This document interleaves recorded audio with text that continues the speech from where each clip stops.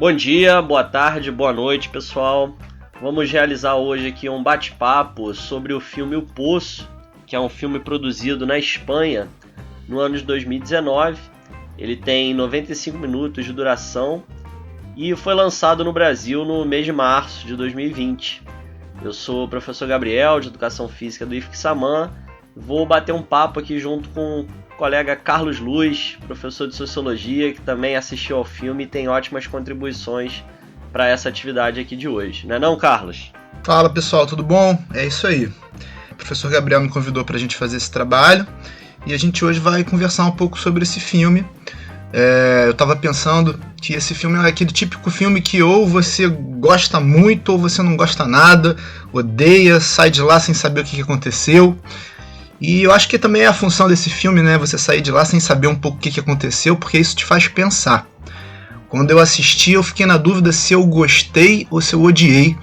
E aí eu fiquei pensando e no final eu descobri que eu gostei do filme. O filme ele traz assim vários debates que eu acho que são super interessantes para a gente pensar. Ele está discutindo sobre uma sociedade injusta ou uma sociedade justa, sobre uma sociedade de classe, sobre como é que se dá a distribuição. Porque o que é o filme, né? O Poço já diz, né?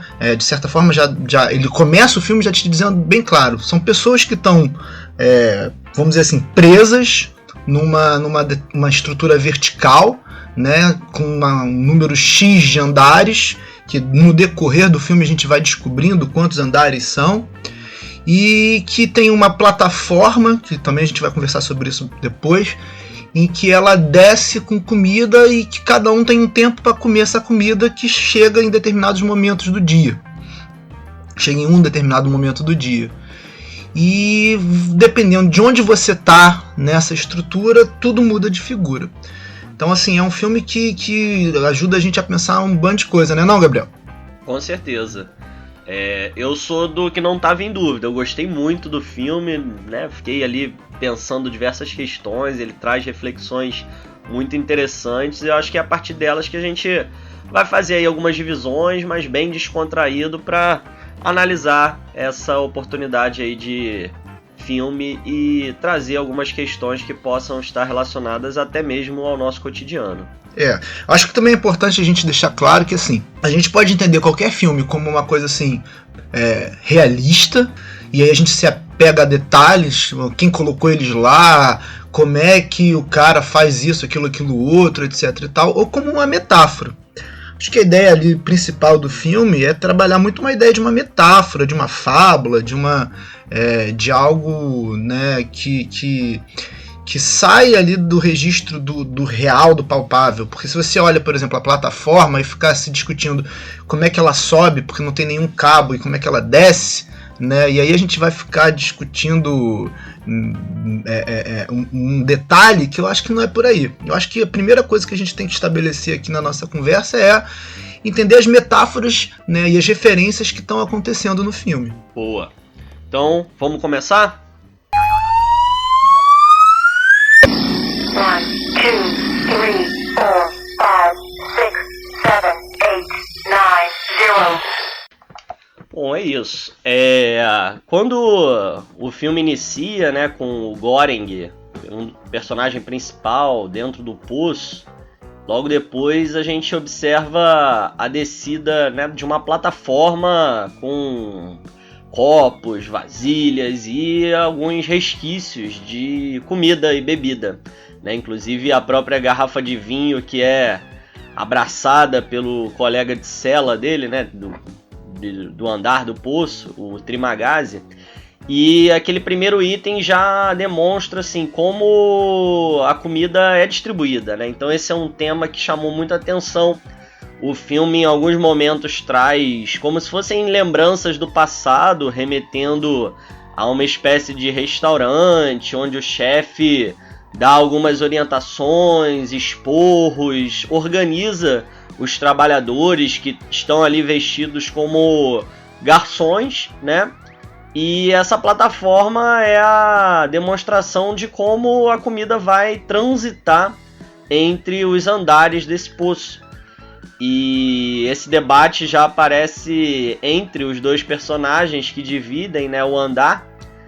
E ele já aponta, você não vai comer? O Trimagazzi questiona, claro que não, né? Então, de início, o Goreng se surpreende, fica numa sensação de estranhamento, né? Pô, eu vou comer restos de comida que já estão ali totalmente jogadas, largadas, né? Então é bem impactante essa questão e demonstra, né, a reflexão dele de como isso chega para os que vão se encontrar abaixo do andar onde ele se encontra. Então, essa distribuição da comida é interessante para a gente pensar, né, como lidar, né, com a alimentação, né, já que no início ela é um banquete e talvez, né, e aí é uma questão, aquele banquete seria necessário, seria suficiente para o conjunto dos andares do poço?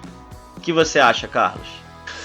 Então, um primeiro elemento que eu acho que a gente tem que lembrar, que eu não sei se isso fica claro logo no início do filme, mas em algum momento no filme, eles dizem, quando a pessoa vai para lá, né, quando ele vai para esse local, para esse poço, ele escolhe qual seria a comida que ele quer. Né? Então, lembro que o personagem principal, salvo engano, ele escolhe escargot, né? Ou seja, qual era a comida preferida dele. Naquela plataforma, tem a comida preferida de todo mundo, né? Para todo mundo de todos os andares.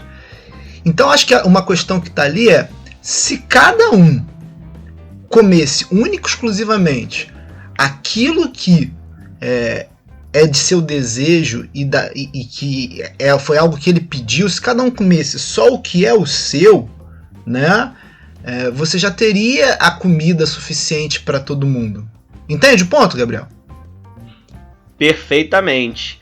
Me recordo disso, né? Tem aquela cena onde eles são entrevistados e realmente a pergunta, né, sobre a comida preferida de cada um estava ali apontada. Então poderia ser uma questão muito mais organizativa de você só se servir daquele prato que você escolheu, né? E não era isso que acontecia quando você acordava, né, dentro da estrutura prisional chamada o poço. E aí, se a gente lembrar, assim, que aí é uma das grandes discussões sobre a distribuição, é porque aquele pessoal que está, né, numa estrutura vertical lá em cima acaba consumindo não só o que deveria ser seu, como o que é dos outros.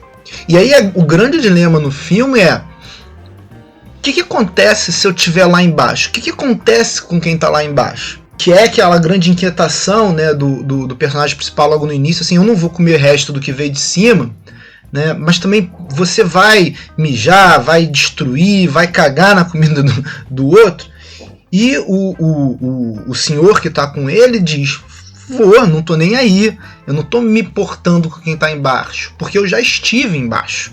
Tem uma questão aí de que, assim, como é que se dá essas relações entre cima e embaixo, não é não? Com certeza, é uma lógica muitas vezes revanchista, né?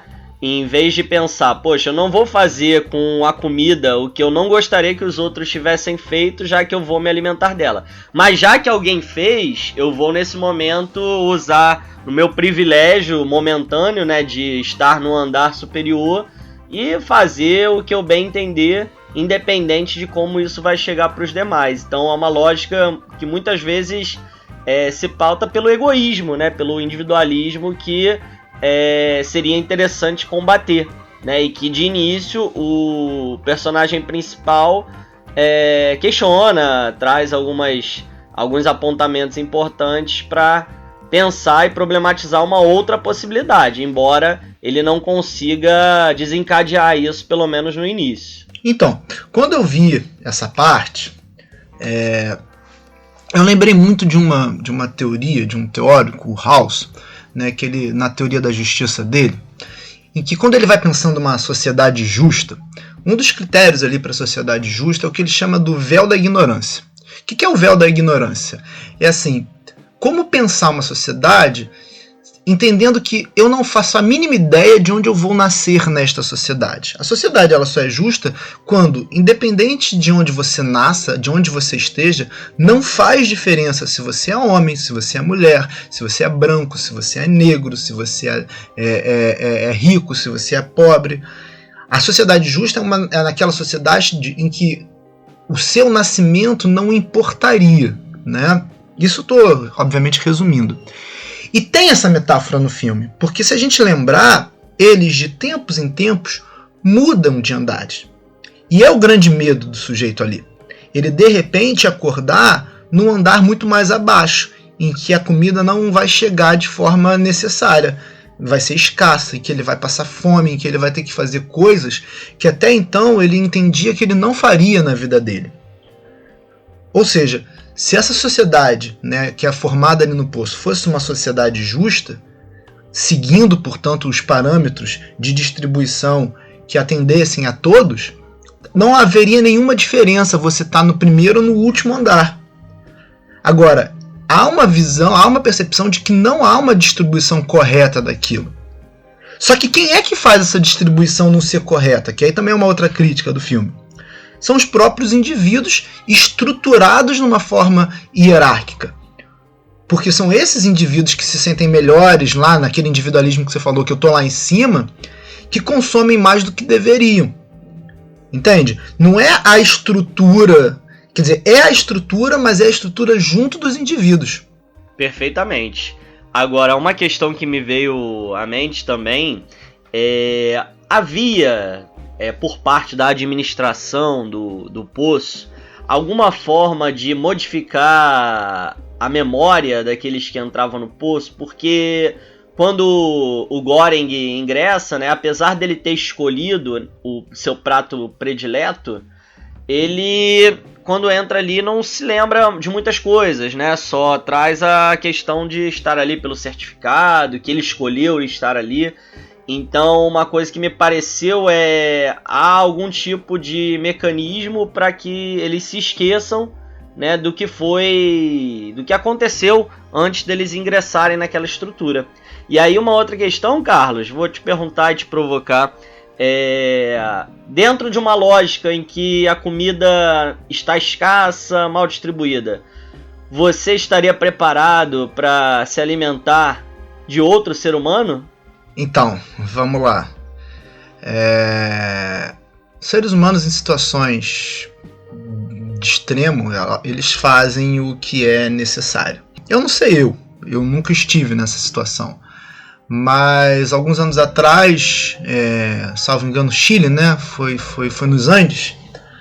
Houve um desastre de avião em que os sobreviventes, né, esperando pelo resgate, eles não sabiam nem se o resgate chegaria. Em um determinado momento, isso é real, tá, gente? Em um determinado momento, eles decidem por se alimentar dos mortos. Era a única coisa que eles poderiam comer e foi o que eles comeram. Da mesma forma, eu depois posso até na edição colocar, gente, mas eu não me lembro como é que é o nome que se dá, mas eu sei que na Índia existe uma... Agora eu posso estar confundindo se é a Índia ou China, confesso que agora me escapa. Mas existe uma prática que são alguns pequenos restaurantes que eles sobrevivem, né, em bairros muito paupérrimos. Eles sobrevivem de pegar a comida que está no lixo, colocar uma série de temperos, limpar, entre aspas, aquela comida e colocar essa comida de novo no mercado de consumo, né? Então eles sobrevivem da venda de restos. A gente sabe também que no Brasil, se você for em qualquer lixão, tem muita gente que busca não apenas coisas para vender no lixão, mas restos de comida. A gente sabe também que, para além de uma moda de algumas pessoas de classe média que compram depois, né, ou tentam comprar o resto da feira para fazer uma como é que se diz, uma economia, a gente sabe que no final de qualquer feira, na saída de qualquer restaurante, tem um bando de gente que sobrevive assim. Então, assim, eu não sei, eu nunca estive nessa situação. Provavelmente, se eu estivesse, faria. Mas eu sei que o ser humano, quando ele é levado a um extremo, a sua necessidade de sobrevivência, ele faz muitas vezes o que é necessário. O que a gente precisa se perguntar, que eu acho que está muito, muito claro no filme, qual é a estrutura que está por detrás de uma sociedade que, primeiro, não vê isso como um problema, e segundo, como vai embotando os sujeitos.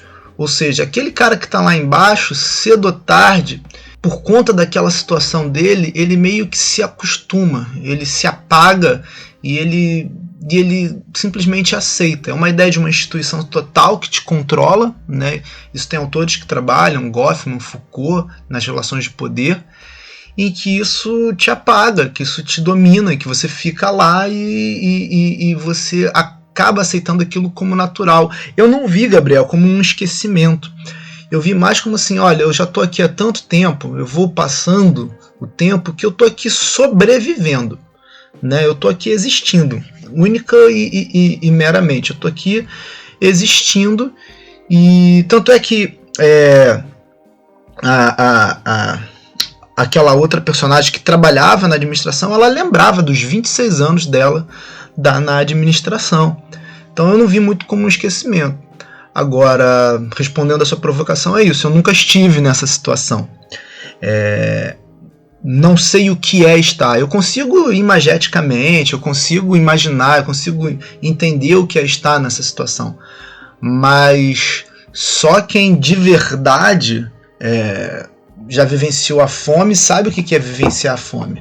A Carolina Maria de Jesus, no Quarto do Despejo, ela deixa isso claro, assim, só quem esteve ali naquele local sabe o que é estar nesse local, né? E você? O que você faria? Bom, também acho que só em situações extremas a gente tem condições de pensar, né, o que fazer para a questão da sobrevivência. O que me trouxe ali alguns debates no momento do filme foi um debate ético também, né, do que fazer com o corpo do outro, e até mesmo, né, a gente vai ver que o personagem principal vai ter algumas ponderações com relação ao corpo humano, né?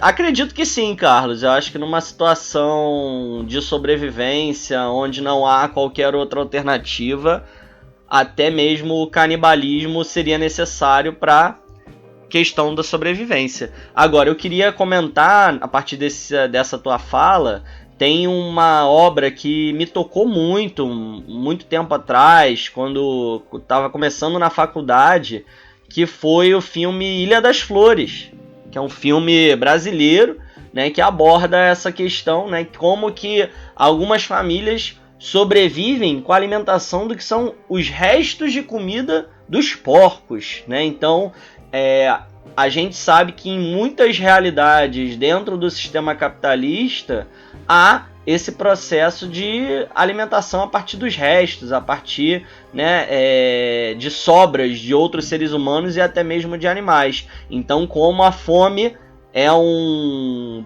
parâmetro, é uma questão, é uma mazela existente na atual sociedade, mesmo com a produção de comida em nível mundial ser suficiente para a alimentação do conjunto das bilhões de pessoas que vivem aqui no planeta. Então, é um debate que você já apontou há alguns momentos atrás sobre essa questão da distribuição, né, que tem a ver com a metáfora, né, que o filme traz, né, da plataforma se movendo. Então, assim, há comida suficiente para todos e todas. Agora, por que a distribuição não chega a todos e todas? Então, acredito que essa pergunta tenha uma boa presença, uma boa materialização na própria sociedade que a gente vive. Apesar do filme ser, né, uma ficção científica, ele traz reflexões fundamentais para a gente questionar, para a gente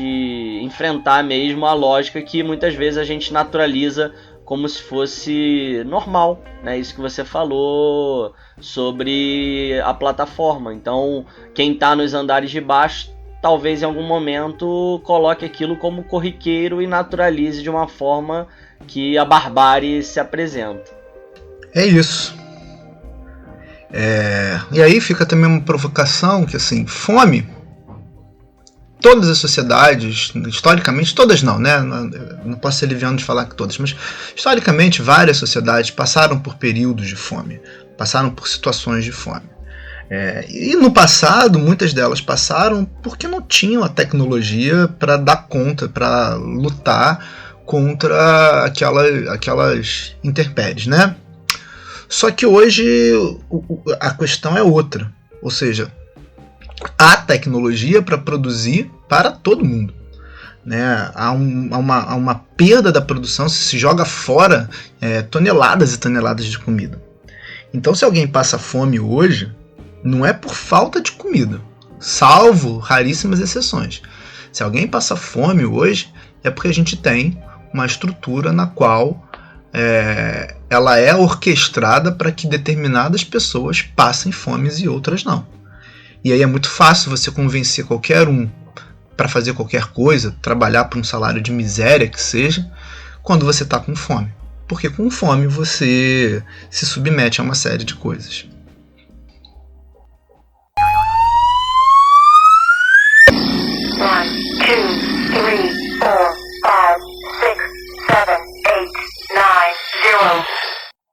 Um outro aspecto que é muito legal no filme, que é sobre a possibilidade de transformação da estrutura. Não da estrutura, porque a estrutura do poço eles realmente não vão conseguir mudar, né? É um prédio vertical, sabe-se lá de qual altura. Ainda que eles tentem calcular, que eles tentem imaginar, que eles pensem, etc e tal, que é o que os sociólogos fazem, tentar entender a dimensão da sociedade. Mas a estrutura ali, eles entendem que aquela estrutura física eles não conseguem fazer mudanças, mas eles tentam fazer algumas mudanças, né, na relação entre os indivíduos. E aí a gente está saindo para uma análise mais da teoria da ação, né? Como é que eu, né, a partir do indivíduo, consigo alterar a sociedade. Aí a gente tem uma personagem muito importante, que é a Imoguri, que da Antônia San Juan, que é uma personagem que você vê ela tentando mudar a estrutura, organizando ou reorganizando a comida a partir do ponto onde ela está, né? Então, assim, ela fala, não, olha, a gente não vai comer tudo, eu vou fazer um prato pro próximo, né? E eu tô tentando evitar aqui dar spoiler, tá? Porque a minha ideia é que vocês depois assistam o filme, porque ainda não assistiu. E a gente também tem o personagem do Goren, que também depois, né, de conviver aí com essa personagem, ele resolve que também pode talvez alterar num primeiro momento essa estrutura. E aí, como é que eles pensam em alterar essa estrutura? Eles pensam em alterar essa estrutura de duas maneiras, Gabriel, que aí eu queria debater contigo, né? Uma primeira maneira é essa reorganização a partir daquele momento. Ou seja, vou tentar ignorar o que está em cima e vamos organizar aqui, dando um exemplo para ver se isso reverbera para os outros andares, né? Ou seja, vamos passando de um para um, aquele trabalho de formiguinha, aquele trabalho de base, né? Aquele trabalho, e aí eu te provoco, quase que de militante, não é não, Gabriel? E de uma outra forma, que é aí o que a gente vai debater daqui a pouco, né? Forçando a barra, né? E estando na distribuição. O que você achou dessas formas de transformação, Gabriel? Rapaz, muito interessante, né, essas reflexões sobre se há possibilidade ou não de mudança, né? E aí eu vou dividir em duas questões, como você apresentou também. Uma seria uma possibilidade de mudança, né? As próprias pessoas que vivem naquela estrutura se organizarem para dividir de uma forma diferente como vinha ocorrendo. E a segunda seria uma transformação, algo mais impactante que a gente pode deixar para mais adiante também. Essa questão que você apresenta, ela tem também relação com o debate que nós fizemos do individualismo no bloco anterior. Quando a iniciativa da personagem que muda, né, a colega de de andar do Göring muda depois, né, que acontece algo, né, que a gente não vai dar spoiler com o Trimagasi, ele também passa a ter algumas outras reflexões, embora ele não tá com muita perspectiva de que é possível mudar alguma coisa, ele tá ali muito resignado, e ela começa com aquela iniciativa constante, não, vou fazer aqui o prato de comida, e começa a falar, né, com o andar de baixo, sugerindo que eles passem a mensagem adiante, até chegar ao que seria o último andar. Então tem sim uma mudança de qualidade, né, da relação com a estrutura do poço, quando há troca de personagem que convive com o Göring. E eu achei isso bem interessante. E ela ali, mesmo sendo criticada, mesmo sendo xingada, dia após dia apresenta essa possibilidade. E aí essa possibilidade só vai começar a acontecer, né, quando há um certo tipo de ameaça que o Göring resolve tomar iniciativa. E aí o pessoal do andar de baixo, peraí, ele tá me ameaçando, então agora que tem uma ameaça, eu acho que isso é importante sim de ser feito para que essa ameaça não se concretize. Então houve ali sim já um indício de que alguma mudança só vai ser possível quando há um certo tipo de pressão ou até mesmo, né, de violência. E aí a gente já pode deixar alguns pequenos elementos aí para a transformação seguinte, que seria mais efetiva, né, e como ela pode ou não se materializar. O que você acha? Eu acho que o debate é exatamente esse. Assim, a mudança só se dá pela força ou a mudança se dá pelo convencimento, né? Ou seja, eu consigo alterar uma estrutura social pela força, ou eu posso ali, né, fazendo um trabalho de base, alterar. E aí a gente está centrado aí na figura do sujeito. Nessa primeira análise, assim, é a figura do sujeito alterando os seus semelhantes, os seus próximos, né? Então muito trabalho de um pastoreio, vamos dizer assim, um trabalho de militância política, é um trabalho ali muito, muito na troca, né? Porque a segunda parte, que também a gente vai ver que se dá pela força, é você controlar a distribuição. E aí o diretor ele já deu uma entrevista que ele diz, olha, essa crítica desse filme não é exclusivamente uma crítica ao sistema capitalista, né? Há os outros modos de produção, né? O modo de produção comunista, socialista também está sendo criticado aqui nesse filme. Porque na visão do diretor, e é uma visão do diretor, é como se, olha, no final das contas, não tem muito como você mudar, não, né? Ainda que eles tentem.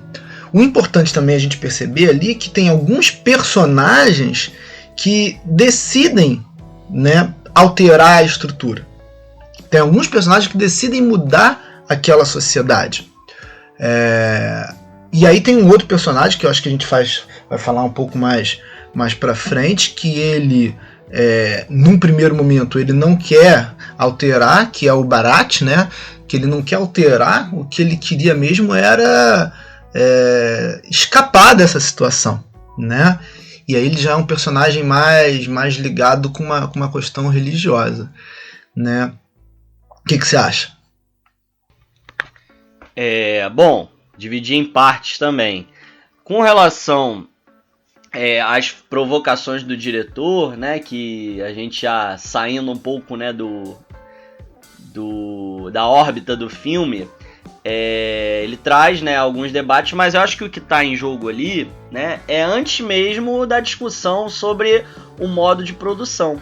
Porque quando a nova colega do Göring entra, em Imoguiri, ela traz, né, uma abordagem muito mais pelo convencimento no diálogo, né? Então a gente tem que ter aqui desenvolver, né, a denominada solidariedade de uma forma espontânea, né? E ela mesmo foi impactada quando a solidariedade ela só passa a acontecer de uma forma não espontânea, quando o Göring toma a iniciativa, né, de ser mais incisivo com aqueles que estavam no seu andar de baixo, né? E realmente quando você aborda a entrada do Bharat, eu acho que é interessante, né, porque a perspectiva dele é, poxa, já que eu tô aqui no andar 6, agora vai ser a minha chance. E o objeto que ele escolheu para acompanhar foi a corda. Então ele imaginou que chegando até o andar 1, ele conseguiria sair daquela situação. Também numa perspectiva individual. E aí o Göring, né, praticamente salva ele e passa a ter, né, uma outra abordagem. E aí eu queria só dialogar sobre isso, que realmente, assim, em condições extremamente adversas, a luta pela sobrevivência, ela fala mais alto e ela coloca seres humanos contra seres humanos, né? Isso não é uma... E aí é o que eu discordo da posição que o diretor apontou para fazer a crítica ao modo de produção. Porque quando a gente aborda, né, a realização de uma sociedade que seja solidária, tenha um projeto mesmo de indivíduos se ajudando e colaborando, a gente pensa também que a questão da alimentação ela precisa ser em abundância. A gente precisa produzir em abundância, mas numa abundância que seja socialmente dividida, né, de forma a que todos e todas tenham acesso àquela alimentação cotidiana. E só para passar a bola para você, essa transformação que pode começar a acontecer no poço, ela tem sim os dois elementos. Em diversos andares, o Göring e o Bharat conseguem convencer no diálogo sobre o que eles estão fazendo. Então alguns ali aceitam, entendem. Poxa, eu comi bastante no dia de ontem. Então precisou tomar iniciativa, né, da liderança da parte deles para algumas pessoas aceitarem. E a força, ela só começou a ser exercida quando não havia o convencimento do diálogo, né? Então tem também um personagem ali fundamental que o Bharat já conhecia, né, que traz um outro apontamento. Olha, vocês têm que convencer as pessoas, né? Agora, quando não for possível convencer, que aí a gente tem essa utilização da força, né? E o filme é bem impactante nesse sentido. Então, já sugerindo aí quem esteja fragilizado emocionalmente, é bom deixar para ver no outro momento, porque realmente o filme tem cenas que são bastante complicadas, né, da gente acompanhar, digamos assim. Passando a bola para você, Carlitos. Então, me permita discordar em alguns pontos da sua pessoa. Primeiro, quando o Göring, nessa fala, né, ele vai falando com os andares de baixo, né, tem muito uma ideia de será que a transformação só acontece se os superiores estão tutelando os outros, estão organizando os outros? Você precisa então de uma hierarquia e isso não vai acontecer, né? E aí fica aqui pra gente ficar pensando, né? Outra coisa, o Bharat, ele tem a corda, né? Que é o objeto dele que escolhe, que aí, gente, a gente não falou aqui, acho que ficava faltando, mas todos os personagens, né, quando vão pro poço, eles têm um objeto de escolha que eles podem levar. Além da comida que eles escolhem, eles têm um objeto de escolha. E isso é uma crítica também a esse materialismo, é uma crítica a essa necessidade que, assim, todo mundo tem um objeto, alguma coisa que, por mais que você seja voluntarioso, você não se liberta. O do Bharat é uma corda. A corda, para ele escapar do poço, ela depende dos outros, né? Então, assim, eu achei que a corda ela era muito simbólica nisso, porque ela para que eu consiga sair de uma estrutura de dominação, eu preciso do dominante, né? Eu preciso do cara que está em cima de mim, porque ele joga essa corda e pede que os outros segurem. Então, assim, independente do andar, ele ia precisar de uma solidariedade do que está de cima. E depois, quando ele vai naquela missão, né, a gente pode chamar assim, junto do Göring, ele precisa dos que estão abaixo. E aí, eu acho muito interessante que quando na tua fala, Gabriel, você fala assim, foi preciso muita força quando não há diálogo. Mas assim, era um projeto deles, que a gente pode entender que seria um bom projeto para mudar a estrutura, para melhorar a situação deles, mas era um projeto deles. E aí, me é estranho assim, se eu não consigo convencer pelo diálogo, eu uso a força, em nenhum momento eu tentei o diálogo, né? Porque nesse projeto deles, eles não permitiram que os outros se negassem a participar. Olha, eu tô aqui na plataforma, na distribuição, e agora vai ser desse jeito. Eles assumiram o controle da distribuição, talvez que nem a administração maior lá que fazia a produção da comida. E aí, você falou também de uma sociedade da abundância, né, da comida em abundância, né, eu me lembrei muito de uma discussão do Pierre Clastres, né, em que ele diz que se você olhar para sociedades, né, entre aspas, primitivas, né, as sociedades mais antigas, ele as classifica como sociedade da abundância. Mas não era porque eles produziam muito, porque a abundância não é você ter muito, mas a abundância é você ter o suficiente para todo mundo. Era uma sociedade que depois de produzir, as pessoas iam cuidar das suas vidas, para os seus deuses, mergulhar no rio, enfim, iam fazer outras coisas, elas não passavam o dia inteiro se matando de trabalhar. A gente agora está numa pandemia que uma das discussões centrais vamos botar essa galera de novo para trabalhar? Existe uma parcela da sociedade que está dizendo, não, vamos produzir, porque tem que produzir. E a gente está descobrindo, né, não sei a gente, mas muita gente está descobrindo que boa parte daquilo que consome é extremamente desnecessário para a sua vida, né? A gente consegue, apesar de estar aqui numa quarentena chato dentro de casa, e galera, vamos ficar dentro de casa, pelo amor de Deus, essa pandemia tá braba, mas enfim, mas que a gente não precisa consumir tudo que tá ali pra gente consumir sempre, entende? E aí eu devolvo a provocação, né? O quanto o uso dessa força, né? Lembrando que o Estado é o que detém o monopólio legítimo da força, né? Mas o quanto ali eles são uma liderança, porque a liderança é pelo convencimento. Ou eles são também uma força, né? Quando eles estão ali na plataforma. Bom, assumindo a provocação aí, com relação, né, também primeiro ao diálogo com os objetos, chega um momento que eles conseguem, né, ter acesso a objetos que sim têm simbolicamente relação com a força. Então só o fato deles já chegarem com esses objetos na plataforma de distribuição já é uma mensagem, sim, com relação a estabelecer um processo de força sobre os outros.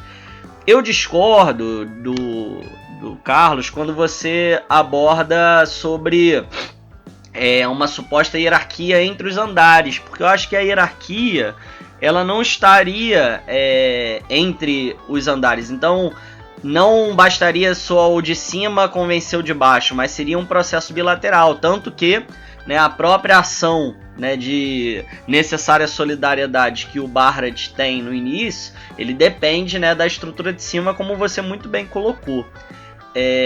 Voltando à questão da distribuição, no primeiro momento eles estão decididos a de qualquer maneira estabelecer aquele controle do meio de produção até o andar 50, né? Pensando, todos vocês já tiveram acesso à alimentação durante os últimos dias, então vamos deixar chegar para os que estão no andar de baixo, né? Sendo que é isso, não é uma ação realizada por parte dos de baixo, é só quando eles estão no andar número 6 que eles começam a organizar essa dinâmica de percorrer os andares pela plataforma e estabelecer ali um novo modelo de distribuição.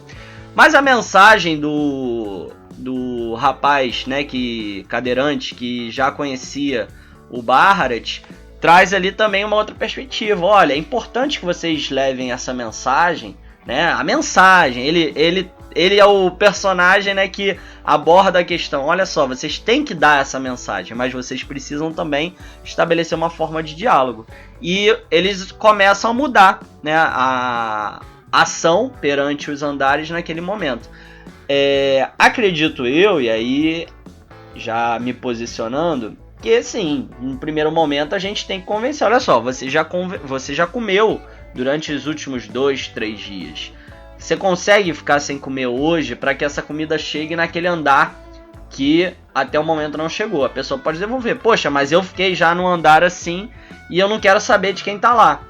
E aí sim entra o mecanismo da força. Então essa transformação ela só vai ser efetivada assim por meio da força quando o diálogo não é mais possível, né? Então considero acertada, né, a postura, já que a transformação ali seria necessária para mudar, né, a forma como o poço se organiza. Então eu achei muito interessante, né, essa perspectiva de que até um momento o diálogo é possível, mas depois de um momento talvez ele não seja possível, como a gente estabelece a força. E aí sim, era uma ação radical, uma ruptura, né, que é realizada tanto pelo Göring quanto pelo Barrett.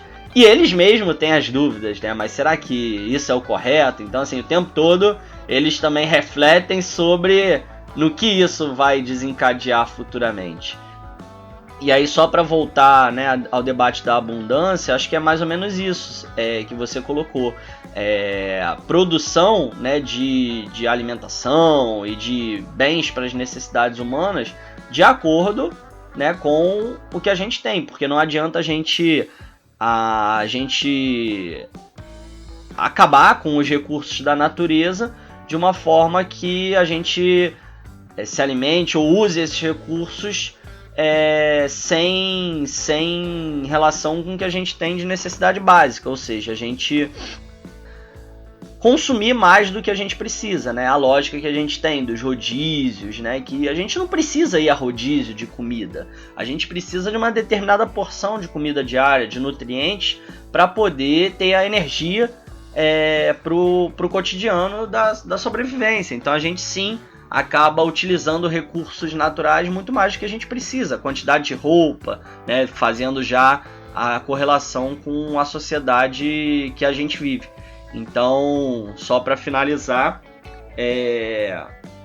eu acho que a postura que eles começam a assumir ali é muito mais você tem essa necessidade, você não precisa consumir além da sua necessidade, porque tem outras pessoas que precisam dessa alimentação também para sobreviver.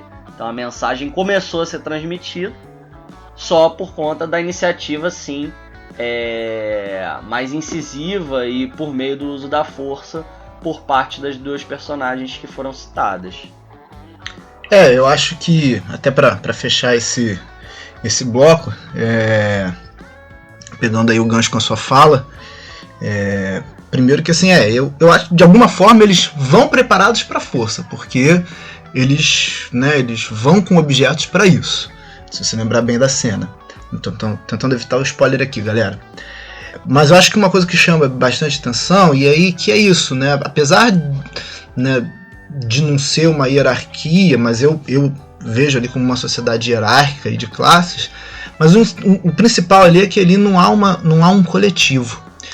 E aí, não tendo um coletivo, fica muito mais difícil. Você não tem um espaço para o coletivo. Pra você sentar, eles não puderam sentar e organizar esse pensamento. E olha, vamos distribuir de maneira igual, vamos respeitar o outro. Não há um espaço para o debate. Portanto, não há um espaço para a política nesse sentido amplo, né, de viver em sociedade. E aí, pegando esse gancho final, me lembrou um pouco, né, a frase de um bom velhinho, né, que a arma da crítica não substitui a crítica das armas, né, não, Gabriel? 1, 2, 3, 4, 5, 6, 7, 8, 9, 0. É isso, vamos começar agora o último bloco, abordando o que seria a mensagem que é tão falada nos momentos da parte final do filme, e trazer também as considerações finais aí dos debatedores.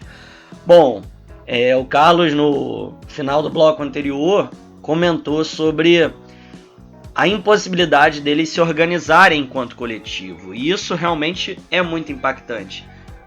Porque se eles vivenciavam o mesmo espaço, era fundamental que uma transformação, para acontecer de uma maneira plena e com diálogo, pudesse ter a interação entre o conjunto dos indivíduos que estão ali vivendo, né? E muitas vezes a gente tem isso também. Falta diálogo, né, entre as pessoas que convivem no mesmo bairro, no mesmo ambiente de trabalho. Então, essa necessidade de dialogar coletivamente é fundamental para estabelecer qualquer tipo de mudança, de transformação naquele ambiente onde a gente se encontra. E aí o filme, né, quando eu comentei sobre o cadeirante que aparece, que acho que não aparece o nome dele, ele acho que é o transmissor ali de uma mensagem, né? Ele chega pro Bharat e fala: olha, o que vocês estão fazendo é bacana, é fundamental.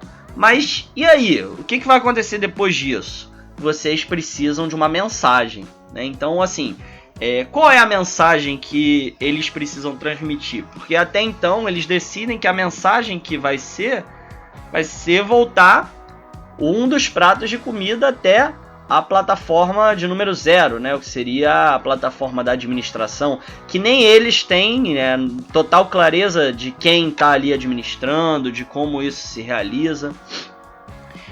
Até o momento, né, que eles encontram uma outra possibilidade de mensagem, sem entender como mensagem, e ficam num dilema. Olha, e agora, o que a gente faz?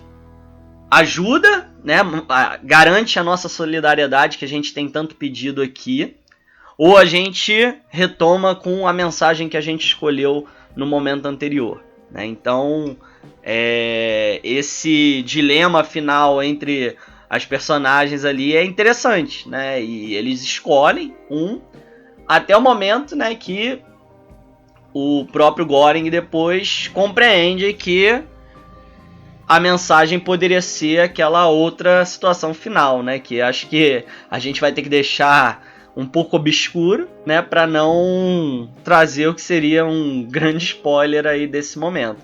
E aí acredito que, né, aquelas cenas finais demonstram que, de certa maneira, ele conseguiu chegar, né, a um objetivo de transmitir uma mensagem. E a mensagem foi transmitida. O que você considera sobre ela, Carlos? Eu acho que assim, eu já vou trazendo minhas considerações finais. Esse momento do filme, a nossa interpretação vai depender de um bando de coisa que acontece, né? E como a gente está tratando esse filme. Então, assim, a discussão ali, o que está acontecendo ali, e eu tô me segurando aqui para não trazer algumas coisas, mas assim, a ideia é como passar uma mensagem, né, para um determinado sistema. Lembrando que, assim, o filme ele tem uma série de referências que são importantes. Você tem ali a figura do Trimagasi, que é quase como se fosse um grilo falante, talvez, né? Ou, né, entre ele e o Göring, que a gente tem ali um Don Quixote e um Sancho Panza. Você tem muito de uma visão religiosa, de mandar uma mensagem, de passar alguma coisa. Gostei dessa observação do Gabriel, que é essa ideia de que, olha, eles estão num determinado dilema ali, e em relação às solidariedades, às relações sociais, em como lidar com o outro. E isso lembra a gente que a vida em sociedade é uma vida de dilemas, né?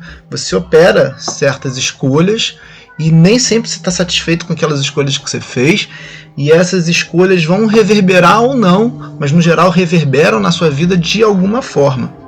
Eles ali têm uma certa missão a cumprir que eles estão tentando, porque eles creem muito naquilo, eles acreditam muito naquilo, e como o Gabriel muito bem apontou, em um determinado momento da missão, ela é melhor solucionada por um outro personagem, em que ele coloca o fundamental, né, que o fundamental é talvez, vamos dizer assim, mantendo o obscuro, como bem colocou o Gabriel, o fundamental, ou pelo menos parte fundamental, é o simbólico, é o significado. E também uma outra discussão que tem ali, que a gente passou por aqui, tangenciando, que é o que é essa administração.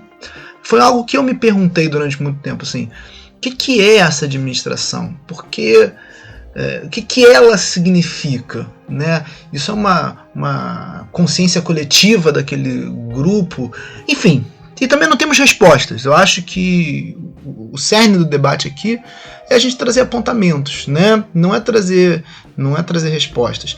Tem vários outros elementos que a gente não tocou aqui e que eu acho que é legal todo mundo assistir o filme exatamente para pensar esses outros elementos. Tem uma outra personagem que a gente não tratou dela aqui, que ela aparece logo no início do filme, que é alguém que consegue circular, né, através da plataforma, mas na sua circulação ela lida, né, com violências específicas que as mulheres passam, e por que ela passa por aquilo, quem ela é, o que essa violência provoca nela. Não fizemos essa discussão dos objetos materiais, daquela vida tediosa, porque o que eles vivem ali é o que a gente está vivendo agora, de certa forma, né? Eles estão parados num lugar, preso, né?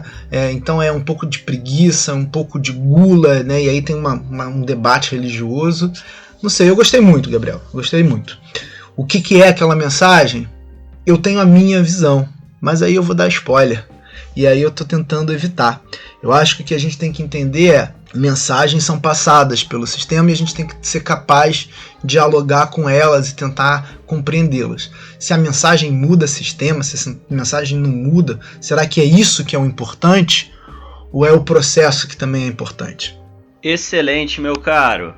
Bom, vamos caminhar aqui para o final também. Tecer algumas pequenas considerações com o público aí que nos ouviu até agora. Então, sugerir, a gente com esse debate esgotou todas as discussões? Óbvio que não. Com esse debate a gente quer problematizar as metáforas e dialogar sobre a realidade que a gente vive? Óbvio que sim.